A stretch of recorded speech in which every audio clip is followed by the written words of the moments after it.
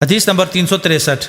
امام مسلم فرماتے ہیں، میں نے شفاعت کے سلسلہ میں یہ حدیث عیسیٰ بن حماد کے سامنے پڑھی اور میں نے ان سے کہا، میں یہ حدیث آپ سے روایت کرتے ہوئے بیان کرتا ہوں، آپ نے حضرت لیث بن سعد سے سنا ہے؟ انہوں نے کہا ہاں سنا ہے۔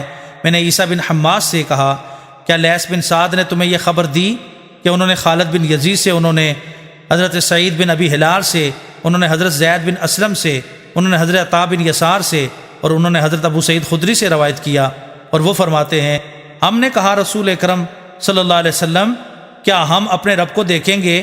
رسول اکرم صلی اللہ علیہ وسلم نے فرمایا، کیا تم سورج کو دیکھنے میں شک کرتے ہو جب آسمان صاف ہو؟ ہم نے کہا نہیں۔ فرماتے ہیں میں نے یہ حدیث آخر تک بیان کی، اور یہ حفص بن میسرہ کی حدیث کی طرح ہے، اس میں اس بات کے بعد کہ ان کو کسی عمل اور نیکی کے بغیر جنت میں داخل کرے گا یہ اضافہ ہے کہ ان سے کہا جائے گا تمہارے لیے وہ ہے جو تم نے دیکھا اور اس کی مثل اس کے ساتھ۔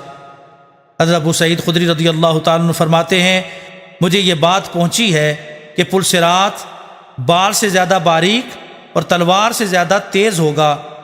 حضرت لیث کی روایت میں یہ نہیں ہے۔ وہ کہیں گے اے ہمارے رب، تو نے ہمیں وہ کچھ عطا کیا جو تمام جہان والوں میں سے کسی کو نہیں دیا اور نہ اس کے بعد دے گا۔ تو حضرت عیسیٰ بن حماد نے اس کا اقرار فرمایا۔